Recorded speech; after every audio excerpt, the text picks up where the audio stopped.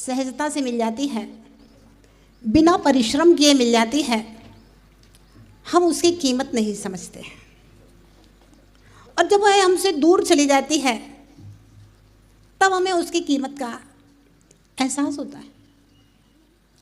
आपके मुंह में 32 दांत हैं और हम लोग 50 साल के हो जाते हैं, हमारे दिमाग में कभी ये बात नहीं आती कि मेरे मुंह में 32 दांत हैं। और जब 50 साल के होने के बाद एक दांत अगर टूट जाए, एक दाढ़ टूट जाए या हिलने लगे तो बार बार जी वही आती है कि एक टूट गया, एक कम हो गया। मतलब जब वो था तब हमें 50 साल हर क्षण हर पल दिन रात वो मेरे मुंह में था, लेकिन फिर भी मुझे इस बात का एहसास नहीं हुआ कि ये दांत मेरे मुंह में है। लेकिन वो अगर एक टूट गया तब फिर हमें दिन रात इस बात का एहसास होता है, बार बार जीभ जाती है कि एक दांत टूट गया है। भव्यात्माओं, जैन कुल में जन्म लिया है तो कुछ चीजें ऐसी हैं जो हमें सहजता और सरलता से मिली हैं, कुल परंपरा से मिली हैं, इसलिए हमें कभी उनकी कीमत का एहसास नहीं होता। हीरा तो हीरा है, अगर वो नाली में पड़ा है तब भी हीरा है, खदान में है तब भी हीरा है, और जौहरी की तिजोरी में रखा है तब भी हीरा है। हीरा हीरा है, लेकिन बस कीमत कब पता चलती है? जब जौहरी की तिजोरी में रहता है। खदान में है तब तक हीरे की कीमत नहीं, वो पत्थरों के साथ डला हो। नाली में पड़ा है तो पता ही नहीं किसी को कि ये हीरा है। तो जैन कुल में जन्म लेने के बाद बहुत सारी चीजें जो हमें सहजता से मिली हुई हैं, कुल परंपरा से मिली हुई हैं, उनकी कीमत हम समझते नहीं हैं। अगर किसी चमार के घर में जन्म ले लिया होता तो सुबह उठ करके चमड़ा कूटने का काम करना पड़ता। अगर किसी कत्ल खाने वाले किसी स्टाफ में के घर में जन्म ले लिया होता तो सुबह उठ करके वे औजार जिनसे हिंसा की जाती है उनको उठा करके रखना पड़ता, देखना पड़ता। अगर किसी मेहतर झाड़ू लगाने के वाले के घर में जन्म ले लिया होता तो सुबह उठ करके हमें झाड़ू लगाने का काम करना पड़ता। जो लोग हलवाइयों के घर में जन्म लेते हैं, आज चर्चा हो रही थी, राजेंद्र जी साथ में चल रहे थे, अभी प्रवचन से आ रहे थे, बोले माता जी यहाँ तो मैक्सिमम लोग 8 बजे के बाद सो के उठते हैं, और बोले नई जनरेशन है वो तो 10 बजे के बाद सो के उठती है, इसलिए ये सब प्रवचन की प्रॉब्लम है। बहुत अच्छी बात है। अगर जो जलेबी समोसा वाला जो दुकान वाला होता है ना, अगर उसके घर में जन्म ले लिया होता तो सवेरे 4 बजे उठ के आलू उबालने जाना पड़ता। समोसा के आलू सवेरे 4 बजे से उबालते, सवेरे 4 बजे से वो मैदा फेंट रहे होते, वो जलेबियां निकाल रहे होते, बना रहे होते। चूंकि जैन कुल में जन्म लिया है, सारे आराम है, और स्कूल में जन्म लेने का मतलब है कि सुबह 6 बजे उठ करके 5 बजे उठ करके सबसे पहले भगवान का दर्शन करना, भगवान का अभिषेक करना, भगवान की पूजन करना, ये चीज हमें विरासत में मिली है और सहजता में मिली है, सरलता से मिली है। सब व्यवस्थाएं हैं आपके घर में, लेकिन हम उसकी कीमत नहीं समझते। सोने की कीमत ज्यादा है और भगवान के दर्शन पूजन अभिषेक की कीमत कम है। ऐसे ही भव्य आत्माओं, कल एक चर्चा थी, मैंने कहा था उस बात को कल आगे बढ़ाएंगे। एक जगह पढ़ा था, ना निर्ग्रंथ्यात समम तपः, निर्ग्रंथ अवस्था के समान पूरे विश्व में, तीनों लोकों में, सिर्फ भारत में नहीं, पूरे 6 खंड में, पूरे 2.5 द्वीप में, पूरे तीनों लोकों में, स्वर्गों में, नरकों में, सब जगह, पूरे तीनों लोकों में, ना निर्ग्रंथ्यात समम तपः, निर्ग्रंथ अवस्था के समान कोई दूसरी तपस्या नहीं है। निर्ग्रंथ मुनि के समान कोई दूसरा तपस्वी नहीं है इस पूरे संसार में। अब क्योंकि निर्ग्रंथ गुरु तो हमें सहजता से मिल गए हैं, सरलता से मिल गए हैं, तो हम तो उनको अपना दोस्त समझते हैं। चलो महाराज हमारी फैक्ट्री में चलना, चलो महाराज हमारे ऑफिस में चलना, अरे महाराज सड़क से निकल हमारे घर में पगले रख दो, दरवाजे पे थाली रख दे, उतर रख दो, दरवाजे पे जान लगे तो और आंगन में महाराज जी और होते हैं। लोग बोले कहाँ जा रहे हैं? बोले महाराज से मिलने जा रहे हैं। महाराज से मिलने जा रहे हो? तुम्हारे दोस्त है कि रिश्तेदार है महाराज? अरे भाई महाराज का दर्शन करने जाया जाता है, महाराज से मिलने नहीं जाया जाता है। आजकल की पीढ़ी की नई परिभाषा है, कहाँ जा रहे हो? बोले महाराज महाराज से मिलने जा रहे हैं। वो साल में एक बार महाराज के पास जाने का नियम है ना, तो वो महाराज से मिलने जाना है। महाराज से मिलने नहीं जा रहे भैया, महाराज के दर्शन करने जा रहे हैं। पहले श्रावक जब आता था, मांगी तुंगी में हम लोग 1 महीने रुके थे, जब गोमटेश्वर से लौट रहे थे, तो बोले माता जी यहाँ पर देशभूषण महाराज का चतुर्मास हुआ था। तो मैंने कहा अच्छा, इतने बड़े संघ का यहाँ चतुर्मास कैसे हुआ, कैसे आहारों की व्यवस्था होती? बोले उनके जितने भी भक्त आते थे, बोले वे 15 दिन रुकते थे और चौका लगाते थे। बात समझ में आई? महाराज के दर्शन करने जा रहे हैं तो दर्शन भी करेंगे, महाराज के सानिध्य में अभिषेक पूजन विधान भी करेंगे और महाराज का चौका भी लगाएंगे, महाराज को खिलाएंगे और स्वयं भी खाएंगे। महाराज के दर्शन करने जा रहे हैं मतलब ये, और महाराज से मिलने जा रहे हैं मतलब हम आ रहे हैं महाराज। अब महाराज को चिंता कौन से होटल में इनका बुकिंग करवाए, कहाँ से खाने की व्यवस्था करवाए, क्या क्या करना है। और उसके बाद में महाराज अगर सामायिक में बैठ रहे हो तो फोन आ जाएगा, 12 बज रहे हैं, महाराज सामायिक में बैठ रहे हैं। महाराज हम आधा घंटे में बैठ रहे हैं, अभी सामायिक में मत, हम आधा घंटे में आ रहे हैं, अभी सामायिक में मत बैठना। भाई भक्त है, मिलने आ रहे हैं, आप सामायिक में मत बैठो। ऐसे ऐसे भक्त आते हैं, वो कहेंगे माता जी आज आए हैं हम, आज आप स्वाध्याय मत करो, आज हम आए हैं। तो अरे भाई स्वाध्याय क्यों नहीं कर, स्वाध्याय का समय है, हम भी स्वाध्याय कर रहे हैं, आप भी स्वाध्याय में बैठो, 4 ज्ञान की बातें आप भी सुनो। तो नहीं, पद्मनंदी पंचविंशति का एक ग्रंथ है। एक दिन हम उसका ऐसे स्वाध्याय कर रहे थे, तो उसमें एक बहुत अच्छी बात लिखी थी। उसमें लिखा था कि मुनियों के चरण प्रक्षाल के जल से अपना घर पवित्र होता है। एक बहुत बड़ी बात बता रहे हैं, आप इसको गौर से सुनना। मुनियों के चरण प्रक्षाल के जल से घर भी पवित्र हो जाता है। जरूरी नहीं है कि आपके घर में जाए महाराज तभी आपका घर पवित्र होगा, वो एक व्यवस्था है, सौभाग्य है। 2 कार्यों के निमित्त से, आहार के निमित्त से, और कोई बीमार हो, किसी की समाधि हो, संबोधन के निमित्त से जाते हैं, या कोई विशेष परिस्थिति है, जंगल में किसी का घर है, रुकने के हिसाब से रुक जाते हैं, वो एक अलग व्यवस्था है। अगर आपने यहां भी महाराज का पाद प्रक्षालन करके उस जल को अपने घर में छींट दिया है श्रद्धा से, तो भी आपका घर पवित्र हो जाए। जरूरी नहीं है कि आपके वहां जाकर के पैर रखें, नहीं तो विजयनगर में इतने सारे घर हैं और एक घर में महाराज चले गए, दूसरा कहेगा महाराज हम आए, अभी तीसरा कहेगा हमारे, और जी के घर में नहीं गए,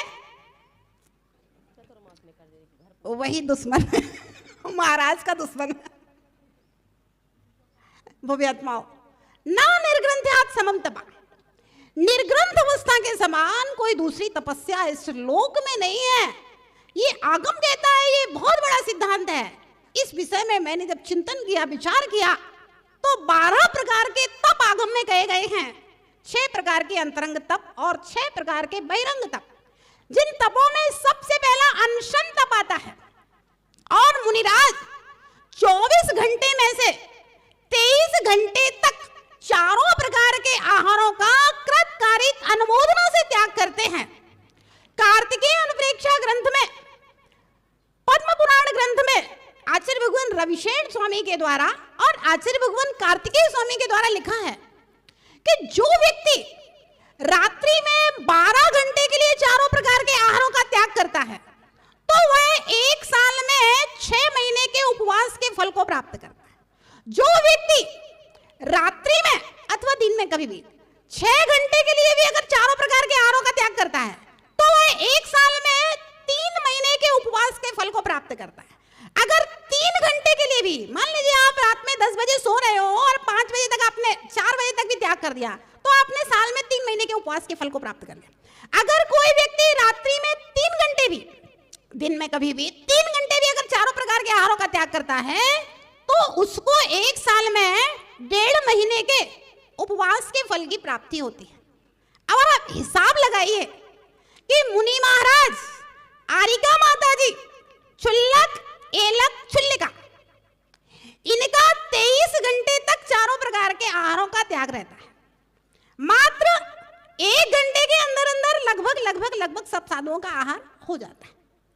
अब 24 दिन में से 23 दिन के मुनि को पूरा रोज हुए भी 24 घंटे में से 23 दिन उसे उपवास के फल की प्राप्ति हो रही है। मात्र 24 घंटे एक दिन का उसके लिए खाने का काम चल रहा है, और 30 दिन में 31 दिन में सवा दिन छोड़ करके, 30 घंटे छोड़ करके, सवा दिन होता है 30 घंटे का मतलब, पौने 29 दिन के उपवास के फल की प्राप्ति हो रही है। तो एक साल में अगर साधु एक उपवास भी ना करे तब भी उस साधु को 11.5 महीने के उपवास के फल की प्राप्ति होती है, मात्र से 15 दिन खाने का। इससे बड़ा अनशन तप कोई हो सकता है? साधु अगर 365 दिन आहार करता है तब भी उसको 12 महीने में 11.5 महीने के उपवास का फल मिलता है, क्योंकि उतने पूरे समय उसका चारों प्रकार के आहारों का कृतकारित अनुमोदना से त्याग है। इसलिए ये अनशन तप की परिभाषा है।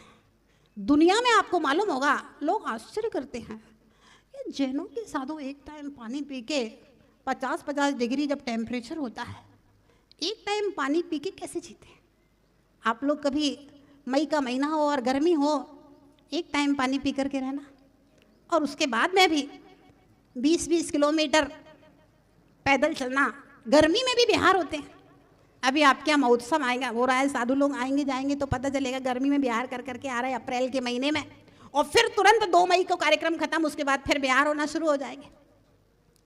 50-50 डिग्री टेम्परेचर में एक टाइम पानी पी करके, उसी टाइम भोजन करके कैसे 20-20, 30-30 किलोमीटर ये पैदल चल रहे हैं और ये जिंदा रह रहे हैं? मेडिकल साइंस भी इस बात के ऊपर आश्चर्य करता है। जैन नहीं, दुनिया के बड़े बड़े प्रोफेसर, बड़े बड़े ऑफिसर, बड़े बड़े व्यापारी और बड़े बड़े धर्म संप्रदायों के नेता लोग हमारे दिगंबर साधुओं की एक टाइम भोजन पानी करने की चर्या के ऊपर बहुत बड़ा आश्चर्य, चमत्कार है, ये अतिशय है कि एक टाइम खाना खा के ये जी रहे हैं और 3-3 टाइम तुम्हें प्रवचन सुना देते हैं, स्वाध्याय कर रहे हैं, दिन भर अपनी क्रियाकलाप कर रहे हैं। संत की निंदा करना बहुत सरल है, लेकिन संत की तपस्या को समझना, छोटी सी बात हो जाए तो अभी पूरे इंदौर में व्हाट्सएप चल जाएगा। जरा सी कोई बात हो जाए, कोई साधु के मुंह से अगर एक शब्द स्खलित हो जाए, कभी प्रवचन में हो जाए या कभी कमरे में बैठे बैठे हो जाए, तो आजकल के श्रावक बहुत होशियार है, फटाफट व्हाट्सएप पे उस पर निंदा प्रस्ताव चला देंगे पूरा। और जितना बड़ा शहर, जितने बड़े लोग, जितना ज्यादा मंचमाला मायक, उतना ज्यादा राजनीतियां होती हैं। निंदा करना बहुत सरल है, किसी का दोष निकालना बहुत सरल है, लेकिन जो जिस पद के ऊपर बैठा है, कैसे वह अपनी तपस्या को कर रहा है। आप सोचिए कि 21 साधुओं का संग चला रहे हैं महाराज, आप अपने घर में एक बेटा बहू को नहीं संभाल पा रहे हो, एक लड़का लड़की को नहीं संभाल पा रहे हो आप अपने घर में, और अलग अलग घरों से, अलग अलग शहरों से आए हुए इन सबको संभाल रहे हैं, सबको व्यवस्थित रखे हुए हैं। सब समय पे सामायिक कीजिए, समय पे स्वाध्याय में बैठिए, समय पर भगवान के दर्शन करने जाइए, समय पे ये कीजिए, इतना सब लगे हुए हैं। सबको समझाना, कोई रूठ गया उसे मनाना, उसको समझाना, उसके बाद प्रवचन भी आपके लिए सुना रहे हैं। 1 घंटा कोई मजाक है आपको अभी माइक पे खड़ा कर दे, 1 घंटा प्रवचन करो, समझ में आ जाए 2 मिनट में तो, और कल का अंतराय भी बोल श्री माता जी के। हाँ, और अभी तो हमने अंतराय की बात ही नहीं की। अंतराय हो जाए तो लगे लगाए थाली छोड़ दी। अनशन तप, उनोदर तप, ध्यान रखना, खड़े होकर के आहार लेना, दूसरे के घर में और दूसरे के हाथ से आहार लेना, और 25-50 आदमी देख रहे हैं तुम क्या खा रहे हो क्या नहीं खा रहे हो, पेट नहीं भरता, पूरा पेट कभी नहीं भरता है।